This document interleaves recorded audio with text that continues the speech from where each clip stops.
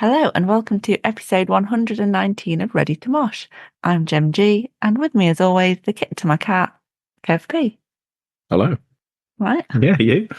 I don't know. Am I? Hello. Debatable. Very debatable.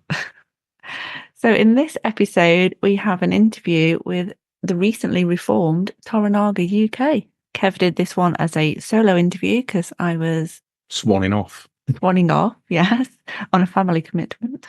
So Kev had a chat with Mike and Mark about the resurrection of the band and what they've got coming up and all other such like things. Here it is. So this week I am joined by Mike and Mark of Toranaga. How are you doing, guys? Very good, thank you. Hi, we're fine, thank you. Apart from a bit of a cold and a sore throat. Yep. Other than that, I'm fine. Fantastic. So my first thing is you are officially back now as Yep. Toranaga UK. Yep. How's the response been so far? Amazing, actually. Yeah. Better than I thought. We just announced it yesterday. We've had a massive response through Facebook initially. A few of the posts and a few of the Thrash UK or whatever it's called. Mike knows more of the names of these Facebook people. I'm really no good at social media, to be honest with you. Mike's great. Mike is really good at doing this type of thing. But no, the response has been fantastic. Yeah, really pleased. Really pleased. A lot of people excited actually about this coming back. So it's great. Yeah, it's been. I've found it's been really positive since we sort of did the launch yesterday, which was Monday, 26th of February. But we just I decided to do a few little teasers to just kind of get people's interest going. So it was a slowish pickup, which is what I expected. But then just since yesterday, it's just blown up massively. My phone doesn't stop buzzing with messages or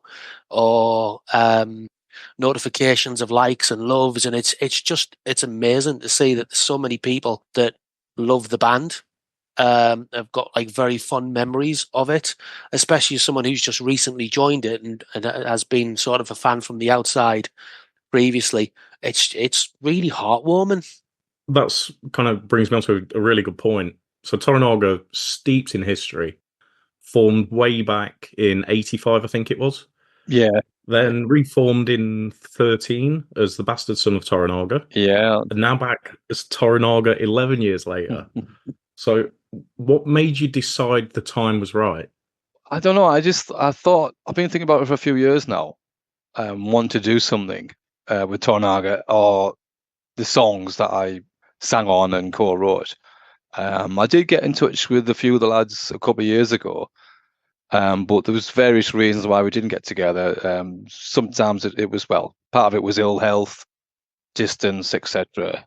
So I left it alone. I thought, oh well, it's not the right time, and I just sort of left it then. And it's only like the last few months I was thinking about it and thinking, well, maybe I'm better off just because of these issues of starting a completely new band, a new lineup, under that name of Toranaga UK. And it was just by chance that I seen Mike had put an ad out for a singer for a project he was thinking of starting on. And I think it must have said something to do with like a thrash element. And I thought, this could be an opportunity. I'll get in touch and see what he thinks about the idea of Toranaga. So I got in touch with Mike, and I didn't even know if he knew Toranaga, and he did. And he jumped at the chance, and he was very excited, and things just took off from there, really. And it was almost an instant band, if you like, because he ordered a few people in place. Mm-hmm. And it was great. We just jumped in straight into it, and within a couple of weeks we were rehearsing, and things started to develop from there. Yeah, it's literally as Mark sort of said, is that my other band, my main band, was kind of it kind of come to its end of its little kind of touring cycle, and we were kind of winding down to the point where we were going to just go off and kind of write an album, and then go into recording. So I was just like, what am I going to do? I love playing live. It's the main reason why I'm in a band. Everything else is kind of secondary. I mean, it's equally as important, but for me, it's going out and performing. So I just thought, oh, what am I going to do? Put the advert out, and like I say, Mark messaged us, and just to touch on what he said, it was literally like he said, "Oh, I'm going to put Toranaga back together. Do you want to do that?" And it was, I think, within 10 seconds, I'd spoken to the wife, and I was like, "Yes, I'm doing this. It's going to be great." And I'd already spoken to a few people that day for the position of drums, and we already had Liam, our guitarist. He's in my band Scar by Truth. He's also in Mark's other band, Millennium. And it literally fell into place. And it was only Christmas that got in the way that stopped us from going pretty much straight into rehearsals. So it sounds like the kind of getting the right lineup was almost instantaneous then. Yeah, it was a bit of luck, really, or fate. So it was surprised me, to be honest with you. It just fell into place really quickly, and something I wasn't expecting in a sense. Because it was sort of thinking, even though I've been thinking about it for a while, I was thinking, oh well, I might start a new lineup. But it's that thing of trying to get people involved, and advertising and whatever else. And how long would that take? But that's the great thing about this. It was pretty much instant, And as I say, within a few weeks, we were up and running and rehearsing, and everything was going, And I was, I couldn't be more pleased, to be honest with you. Yeah. We've got a good lineup, and that's what I wanted, Yeah, I mean, at the moment, I think we're pretty much firmly set on being a 4-piece. So just Mark on vocals, me on bass, Liam on guitar, and Toby, our drummer. So we're going to be kind of recapturing that initial early magic of obviously we'll never be the original lineup, but getting that 4-piece sound is what we're aiming for. And we talked about looking for a 5th member, for getting a rhythm guitarist. But when we got into the rehearsals, we just, I don't know, something just seemed a bit magical about being the 4-piece. And we just used our mobile phones to kind of do a few recordings. But listening back to it, we were like, wow, this just sounds massive, being a 4-piece. So why kind of add something else into the mix? So yeah, we just seem to be doing really well as a 4-piece, and we just cannot wait to get out. So I suppose these kind of next two are probably more for you, Mark. What were the early days like playing with bands like Celtic Frost, Venom, Saxon? Well, it was great. It was fantastic. There's a long list of bands that we've played with, and I've actually forgot about. And then people remind me and think, oh yeah, God, we did play with those. Yeah, my God, yeah. But most of the bands that we played with were really friendly and treated us really well. In particular, Saxon, Manowar as well, and yeah, they were good days. We had some really good times, with some of the bands, most of the bands that we went out with. And we did some great shows, and we just loved being out there at the time, So yeah, it was brilliant. I mean, isn't there that story, Mark, about when you were on tour with Manowar and you almost, because of the sound check they were running over? Yeah. It was Hammersmith Odeon gig, and this is one of the things about bands, like, you don't expect it, but sometimes with bands, bigger bands, because we were the first band on, and the lighting rig fell on the day. Yeah, part of the lighting rig fell, and it delayed the show. And we thought, oh well, we're not going to get to play, because I think there was Sabat on as well, and then Manowar, and it delayed the show. And we thought, oh well, we're going to miss this now, and do it. It is what it is. But actually, Manowar said, no, we're going to delay the show, but still, you still are going to go on. And it worked out quite well, actually, because by the time we got on, the venue was filling up even more. Because it's like, if you're the first band on, a lot of people just go at the bar, they want to see the main band and not bother about support band. But by the time we did get on, there was a big crowd there. Hammersmith Odeon, and it was like, wow. And we went down really well, and we couldn't be more grateful for them doing that. And they didn't have to do that, because it was a good reason to say, sorry guys, this has happened. And Not this time. Yeah. But we'd done a few more gigs before that with them, a short tour throughout England, Wales, what have you. And they treat us really well, So, and it's good to see when you get big bands like that, and they're not they don't sort of ignore you. You know, it's nice that they don't ignore you, and they were very friendly. You come in, they would treat us really well. Came backstage, talked to us, and sometimes you don't expect that, but they did, and it was great. With the early days as well, it seemed like you kind of it seemed like you almost exploded overnight, and then the band just kind of disappeared. Yeah. So, I'd seen when I was doing the research for this, I'd seen that you'd played actually a pub that I know really well that's kind of was really close to where I grew up. And then from there, you were playing places like Rock City. Mm. And then, kind of like a couple of albums deep, the band just kind of disappeared. And I'd read somewhere it was something to do with a record label. Yeah, part of it was. Yeah, we signed to Chrysalis. And I suppose in hindsight, they weren't exactly the best label for like a metal band to be on. We did have other labels who wanted to sign us. Noise was one of them, a few others. But I think it was that issue when you go to a major label, you've got the financial backing, which was sort of beneficial. While the likes of labels like Noise, they have the know-how to publish or to promote metal bands. There was a little bit of a difference in it. Anyway, cut long story short, it wasn't just about that. It was also that AMI bought Chrysalis out, and they laid a few people off, i.e. our PR guy and A&R guy, sorry, and the manager and blah, blah, blah. Not our manager, the label manager. And they were the people who were behind us, and they laid a lot of staff off. So basically, at the end of the day, it was bye-bye, Yeah. That's it. I suppose it makes a big difference when you lose kind of like from a label side, the support that you've had there. Yeah, well, that's what it was. We lost our support basically at the end of the day. But I mean, they lost their jobs as well. So we, in a sense, then we were out of a label. But we did have other labels interested after that. But things, particularly a little bit of a nosedive from that point, and it was a bit of a blow for us. And yeah, from that point, yeah, things turned a corner, if you like, and we ended up splitting up at the I don't know as well. I think things started to change by then. You got like 91, 92, and you got the bands like the music scene had changed. You got your Nirvanas and all that type of stuff started coming out.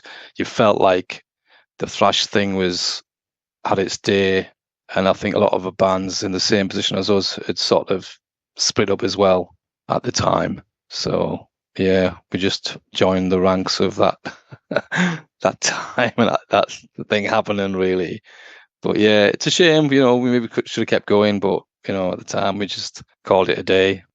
So kind of since the beginning, and then kind of like through the last formation, and then this one, what have kind of been the biggest changes? What do you mean in what?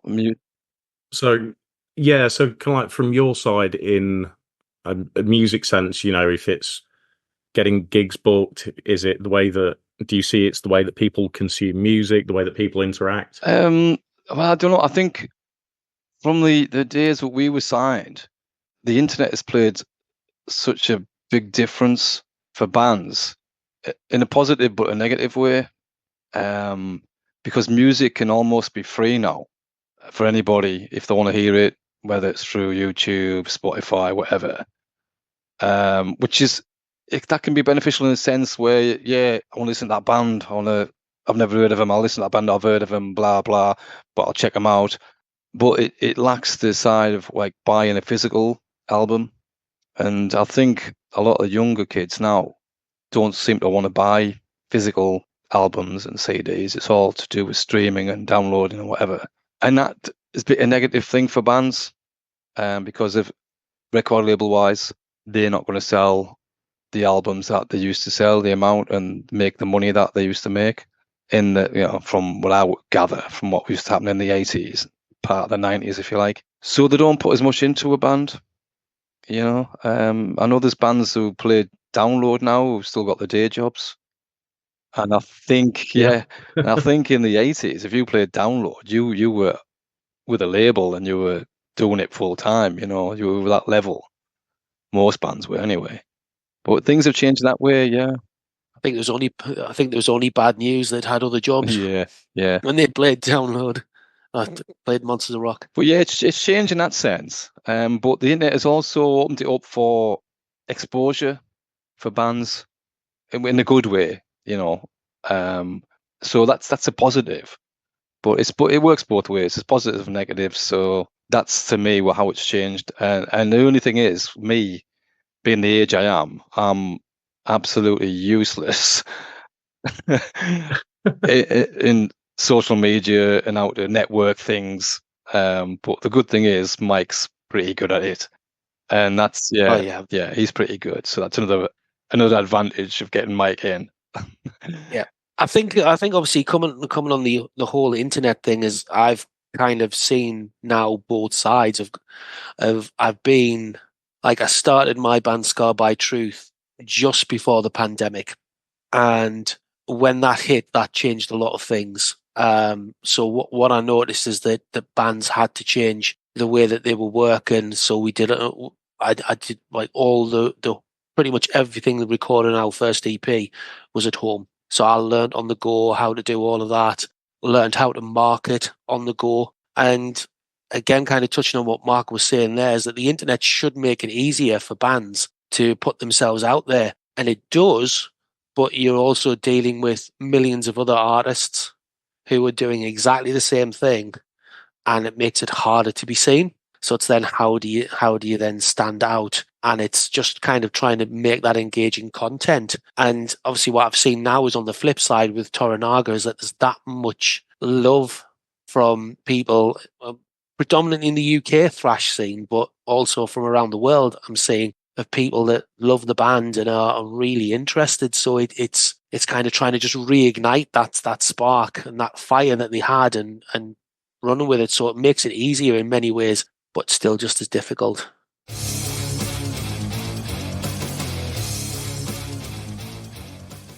So we're going to move on to the quickfire round now. Okay, fire away. So these are 8 random questions, and just go with whatever comes into your mind. First question: what has been your most random tour or gig incident? Well, if you mean random, I always remember one in Hull where we were there, I don't even know, back of a pub, audience of 6, and a man and his dog. We've all had the man and the dog. Yeah, and it was like an old man's bar. That was the thing. It was like, what are we doing here? We still did the gig though. We still played. Because you never know if that dog's a talent scout. But I think the dog appreciated us most than anybody. Yeah, so I always remember that gig. Yeah. How about you, Mike? Oh, I was on tour in Germany in the early 2000s. I think it might have actually been 2000 or 2002 because it was a World Cup year, and we were booked to play in this bar in Berlin, and we had to go on at a specific time. But the match was on. I think it was England versus Germany, and we had literally nobody in the pub, and we literally struck the last chord of the set, and the match had finished, and everyone just came streaming into this. Like, oh no, I can't believe it. So yeah, that was a nightmare, absolute nightmare of a gig. But then on another time, we were playing in Hamburg, and back at the time, Nick was still in Queens of the Stone Age. So while we were sound checking, he just came in for a drink and stayed and watched us pretty much all night and came backstage with us. And that was just a total random thing to have somebody of his level just walk into a gig. And we were only a small band at the time, but that weirdly kind of links into, I'm going to move this question up a place. Okay. Who is the most famous person you've met? Wow. Can't think, actually. Oh, well, it's just got to be some of the bands we've supported, really. We've got like Biff Byford and the Manowar guys, and yeah, I would say basically, yeah, those guys really. Absolute legends. Yeah. We didn't get to the level of meeting the likes of Ozzy or anything, but still, you got bands like Saxon and Manowar. That was great guys. I mean, I used to work in radio, so I would meet people all the time, and I was never particularly phased. But I mean, I'm a tall guy. I'm 6'1". I do remember one day I was kind of in a studio, and just kind of leaning over a desk, and I heard the door of the studio open behind us. And when I turned around and like looked up at this really tall guy, and I was just like, "Oh, hello, fish." Just randomly to see him walk in, it was, yeah, he's just such a tall guy. And then I think we went on tour with Slash of Snake Pit back in early 2000s on the Ain't Life Grand Tour. So yeah, he was. I think he was about the most famous musician I'd met at that particular point. He's definitely going to be up there. He's one of the most iconic figures in music. Oh yeah. Oh, he was brilliant when he walked into our dressing room one time. He was looking for his dressing room. He walked in and he went, "Oh, you're not my band." And I just went, "If you play your cards right, we could be." Okay, next question. If you could be a biscuit, what biscuit would you be? Oh my God. I'll just go for chocolate digestive. Yeah, that'll do me. Yeah. Oh, don't know. I like so many biscuits. Yeah. Probably an Orange Club biscuit. So many. Yeah. I don't like my biscuits. Yeah. A Kit Kat, actually. I think I'd go for something simple like a Kit Kat. I'll Kit Kat's biscuits though, because it's wafer. It's Yeah, you're right. Good point. Yeah. Don't know. Yeah. That doesn't count. Sorry, Mike. Well, then what about Twix though? Are they biscuits? No, chocolate bars. Well, it's in their name, Twix biscuit. Oh, true. Yeah. That is a very good point. I've never considered a Twix. I personally wouldn't consider it a biscuit, but it does have biscuit. Exactly. Yeah. Ooh, See, this is the thought-provoking things we come up here in these podcasts. that's it. Yeah. Blue ribbon then. What's yours then? What's your favourite biscuit? If you could be one, what would you be? Oh, chocolate hobnob. Oh yeah, they are nice. I haven't had them for a long time. It's got me thinking now. Absolute perfect Yeah. camping It's like fodder. the best of all worlds, isn't it? Like, I think I'd need a tray of biscuits in front of me just to sample them and say, actually, I think this one's better now. Yeah. Chocolate hobnobs, yeah, they're another one, yeah. What are your favourite crisps? Oh my God. At the moment, I'm cheese and something pepper. Can't remember what they're called now. Cheese and something pepper crisps. Red pepper. That's it. Cheese and red pepper. Oh, okay. Yeah, they're my favorite crisps at the moment. Yeah. I think if I had a choice of anything, it would be Walker's pickled onion. Walker's pickled onion. They're going back a bit. Yeah, in the green packet. It's the closest you can get to a canny bag of Tudor Interesting choices. from the old days. I think the ones I get are those kettle crisps. I don't like them. I think they're a bit too over fried. It's got a good crunch. Yeah, there you go. But so's a snail, and I wouldn't want one of them. What would you put into room 101? Gatekeepers. Ah, Gatekeepers of the music scene. interesting.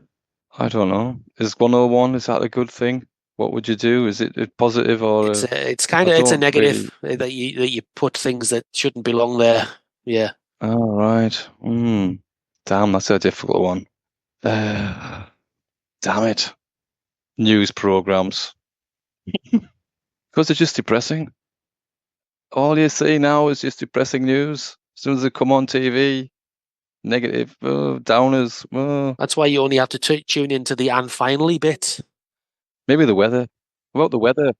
I'll tell Yeah. you what, there's a better one. The British weather. Put that in room 101.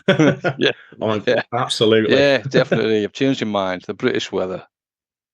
That's where it belongs. What was the last song that you listened to? Oh my God. I'm just trying to think. It's probably one of our own because we need to learn them. Yeah, I was listening to the back catalogue today, but the last song that I listened to was Onslaught's "Welcome to Dying" from In Search of Sanity, because it just popped in my head, and I thought, I really, really needed to listen to it. And it's a beautiful album, beautiful songs, just love it. If you were a ghost, who would you haunt? Who knows? I'll let you go, Mike. You think of something? Ooh, my wife, so I could be with her forever. I don't know if that is that meant to be a good thing or a Oh bad well, thing? it'd be a good thing for me. She'd probably be a bit sick of me hanging around forever if I was a ghost. But I know she's looking at me weirdly now, so I don't know. I'd haunt. and I'd probably still make a mess even as a ghost. I can't think of anything. Who would I haunt? I don't know. Tony Blair. Tony Blair. Yeah. But I do love your answers. That we go, can't think of anything, can't think of anyone, and then suddenly Tony Blair from absolutely nowhere. Yeah, some politician who deserves to be haunted. So, final quick fire question then. So, would you rather go driving in a car with Suggs, riding a bike with Freddie Mercury, or travel in a rocket with Elton John? What was the first one? Driving in a car with Suggs. All right. And yeah, I'll go for that. It seems like a good laugh. There's my choice. I think I would go with Freddie Mercury. I want a bike ride. Yeah. Anywhere in particular? We'll just say somewhere random like Clacton. See, I've never been. So no, I don't know. I think going on the rocket's a bit more appetizing. But I don't know. I just think Freddie Mercury would have had some interesting stories, and be good to have kind of got his creative insight. I mean, I respect Elton, but obviously he works with Bernie on writing the songs, so it's like a 50-50 thing. But yeah, it's not all Freddie's Elton, just is come it? up with exactly. But and I mean, I suppose you can say the same thing with Queen. But I mean, Freddie had his own solo stuff, and He did. he just seems such a brilliant like performer. A bit troubled, but aren't all performers and entertainers. And yeah, I just think he'd be a really interesting character. So yeah, I mean, let's swap them. Let's put Freddie on the rocket ship because Stewie mentions that in the song, doesn't he? In Don't Stop Me Now. So I got a rocket in it. Yeah, something like that. Or Killer Queen, yeah. So yeah, so I'd push Elton out the way, and we'll go on the rocket with Freddie.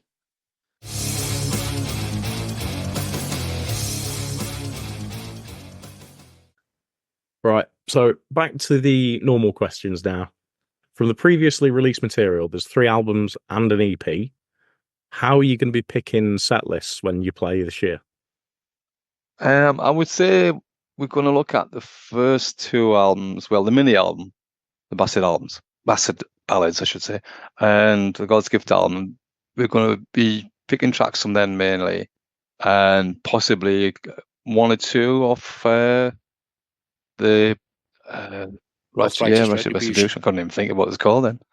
Yeah, the Bastard Son of Toranaga, Righteous Retribution. I can't even say it.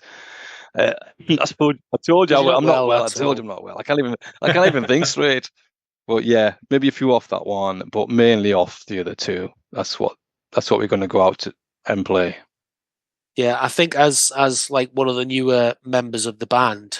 I mean, obviously 3 of us are new members of the band. We've talked to Mark and we've gone with the songs that we felt really drawn to the most. So there are a lot of the crowd favourites in there, and I know they are because they're being requested or they're always being talked about. So we're definitely going to be doing them. We're coming back to kind of. What's the way of saying it without sounding like total entertainment sellouts? We're coming back to kind of do the older stuff for people to know, and then we're going to drop some newer material in because we've already wrote some new material. But rather than just kind of land with something brand new, we're gonna steadily put it in, just phase everything in, because I think at this point, I mean, Toranaga UK is same as what the Bastard Son was. It's an entirely new band in a way. It's still different to what it was before, and it's going to be nice to go back and revisit those classics that, like, say, everybody wants to hear and we want to play. Yeah. So as you said, kind of like with stuff that you've kind of been working on, does that mean you've already got a lot of stuff already written that you're looking at putting out at some point in the future, or is it stuff that you're still trying to fine tune and continue to work on? Yeah, it's mainly stuff we're trying to fine tune. And we'll sort of be working on it through the year and possibly looking at a release next year. Maybe we might toy with an EP before the end of the year.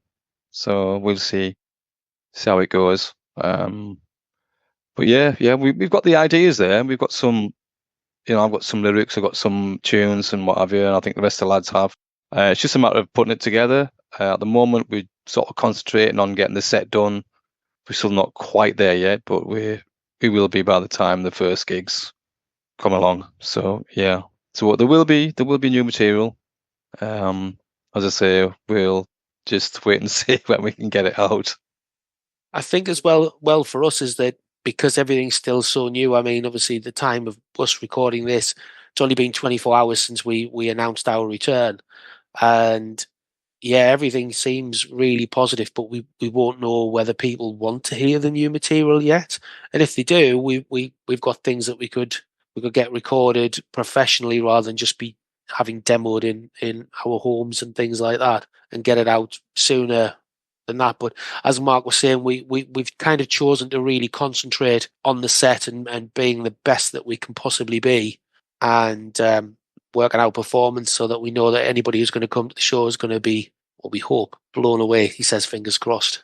Well, with the new material as well, that kind of Mark sort of potentially answered it, and it was obviously with the way that people kind of consume music now, and a lot of bands putting EPs out.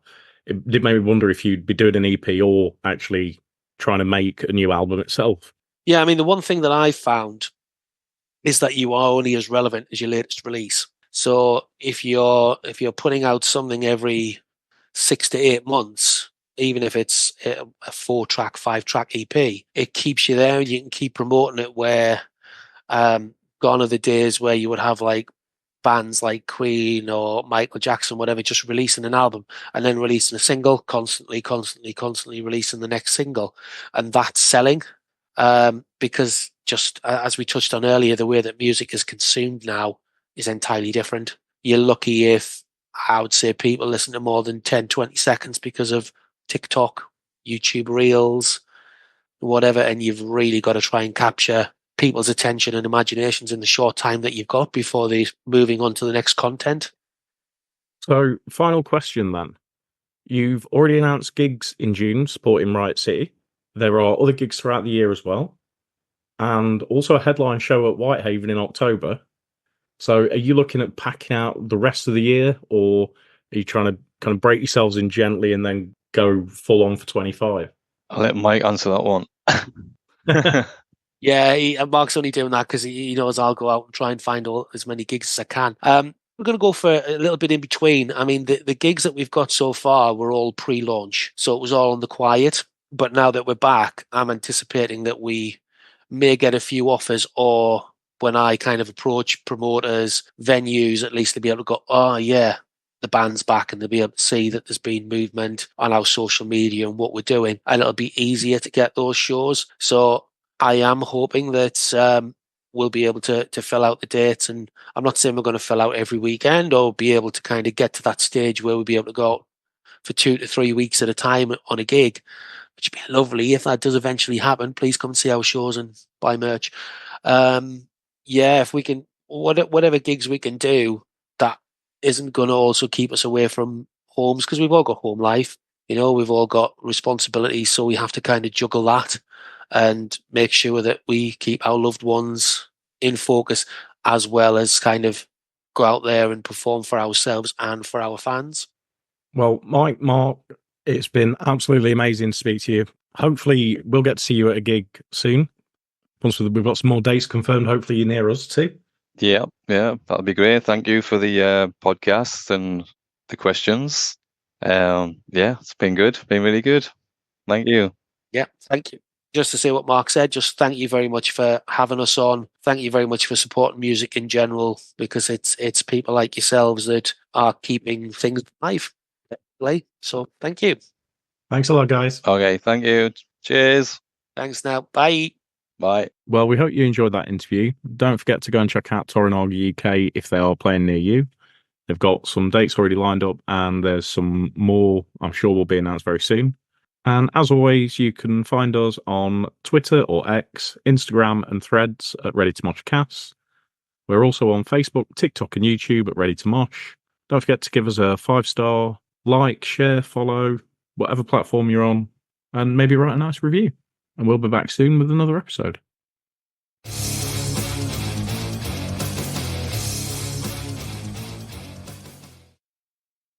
Make it mosh move.